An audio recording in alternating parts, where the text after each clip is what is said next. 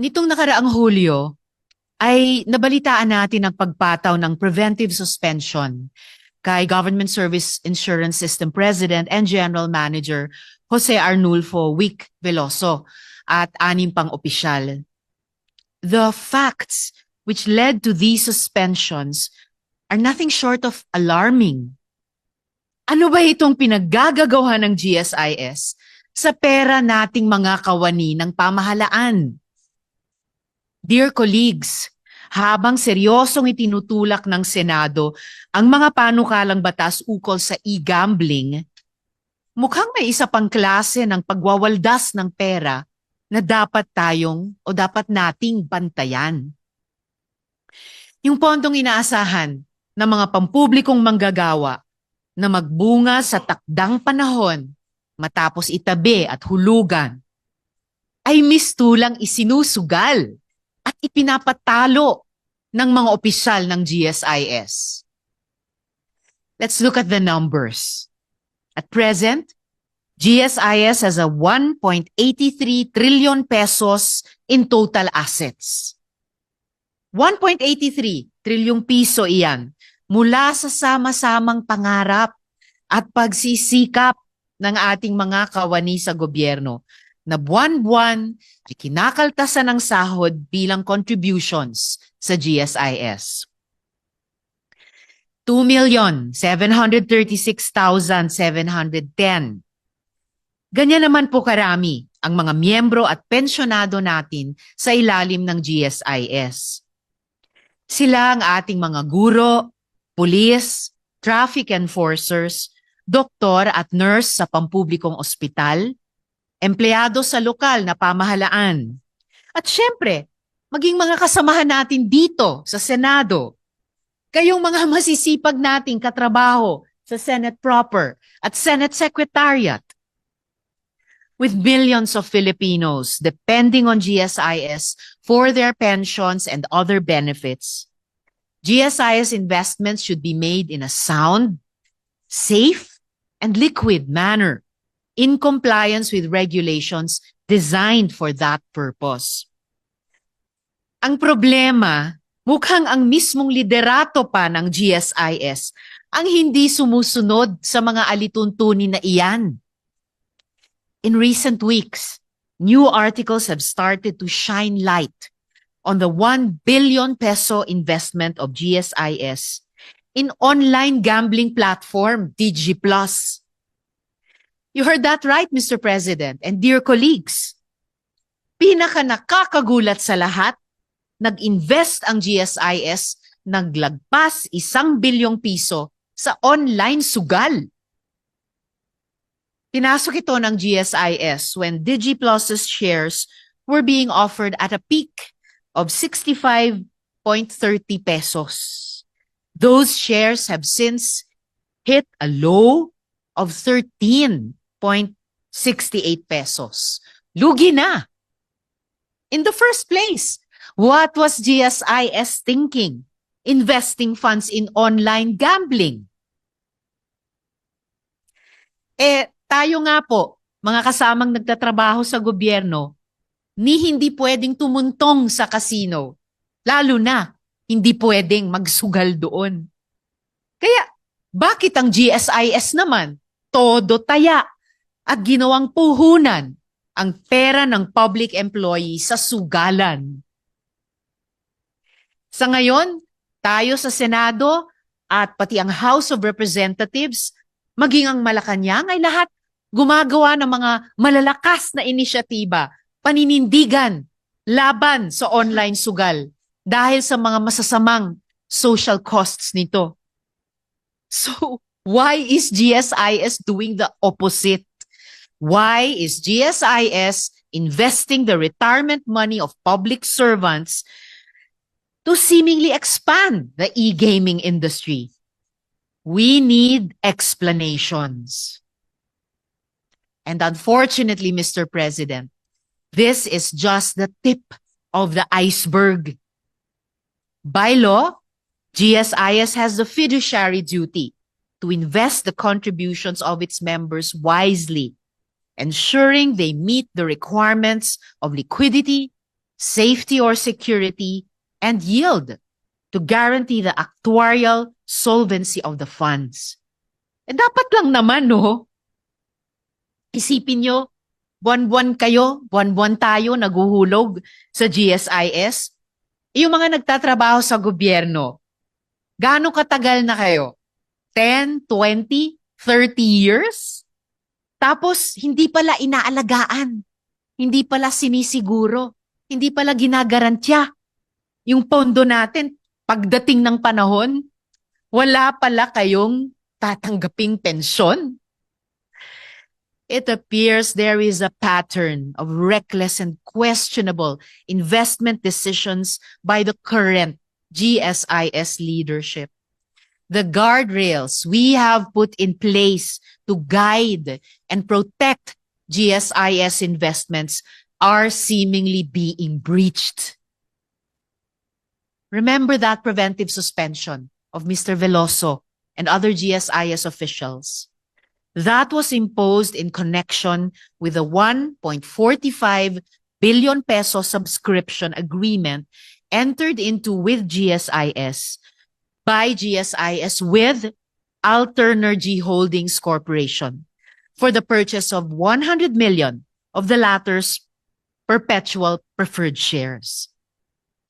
A quick look at the GSIS Alternergy deal reveals multiple red flags. According to the Ombudsman, Mr. Veloso and his fellow GSIS officials may have committed serious misconduct when they entered into an agreement to purchase Alternergy's perpetual preferred shares without the approval of the GSIS Board of Trustees and in clear violation of the GSIS's own investment policies and guidelines. GSIS also entered into this multi-billion peso deal without the necessary endorsements from the GSIS's own assets and liabilities and risk oversight committees. Glaringly, Alternergy's market capitalization was far below the 15 billion peso minimum reportedly required under GSIS policy for investable companies. The shares were not even listed with the Philippine Stock Exchange on the dates of the execution of the agreement and the payment of the subscription. Even worse, Alternergy also appears to be highly over-leveraged. Simply put, they have too much debt, with a debt-to-equity ratio of 194% and a dangerously low interest coverage rate. Paano nakapagdeklara ng 40 million peso cash dividend ang kumpanya iyan? Puro sila utang at in financial distress na. Ang malala pa, Mr. President, hindi nag-iisa ang Alternergy. Ayon sa annual audit report ng Commission on Audit noong 2023, nag-invest ang GSIS ng hanggang 2.38 billion pesos sa tatlong publicly listed companies kasama na itong Alternergy. All three companies had not demonstrated a proven track record of profitability over the last 3 years and payment of dividends at least once over the same period in clear violation of the revised GSIS Act. Sadly, the GSIS has already suffered a 251.37 million peso valuation loss on these equity bets. 251.37 million peso valuation loss. This is no longer risk-taking. Pagtatapon na ito ng pera.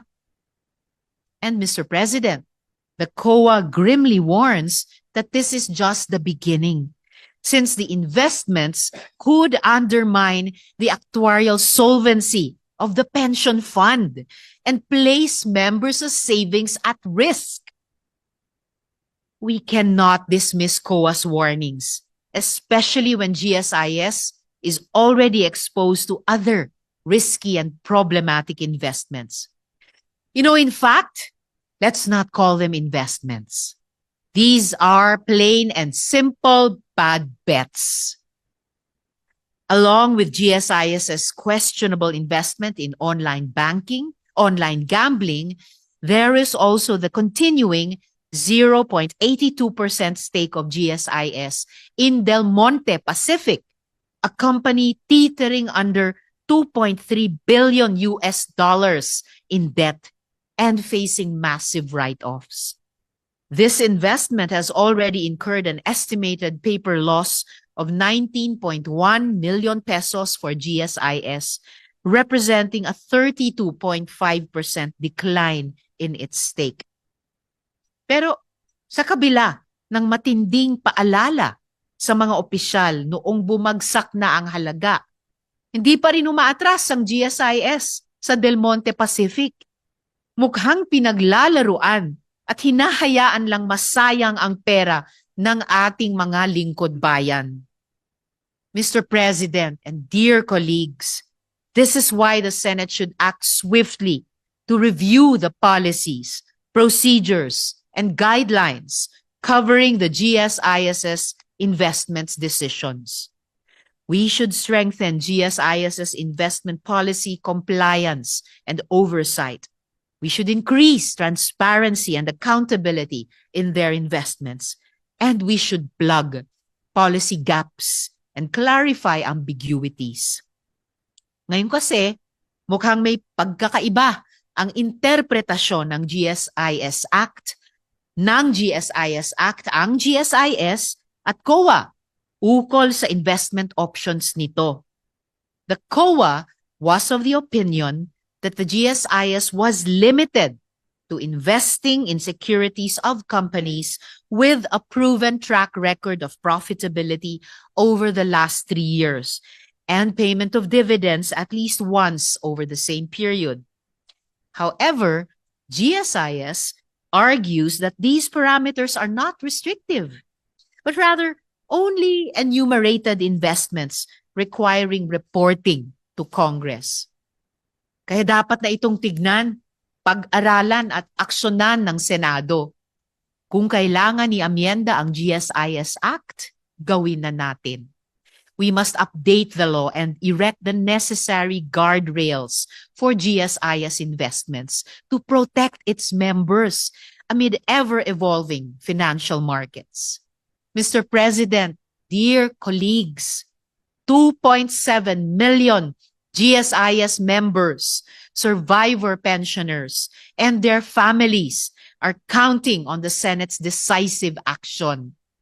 Kapakanan ng bawat pampublikong manggagawa ang nakasalalay dito. Ang bawat teacher, lalo na yung pa-retire na at nahihirapan ng tumayo sa harap ng klase. Ang bawat pulis o traffic enforcer na araw-araw nagtitiis sa gitna ng init o ulan. Ang napakaraming health workers, social workers, at maging mga empleyado dito sa Senado na nagtatrabaho ng maayos, marangal, at may malasakit. Mr. President, dear colleagues, sana'y agaran tayong kumilos para sa lahat ng Pilipinong umaasa na balang araw, yung kanilang retirement fund mula sa maraming taon ng sakripisyo at serbisyo publiko ay magdudulot naman ng ginhawa. Ang pensyon ng pampublikong sektor, hindi pang sugal. GSIS should not waste or gamble away the future of those who serve our nation. Maraming salamat po.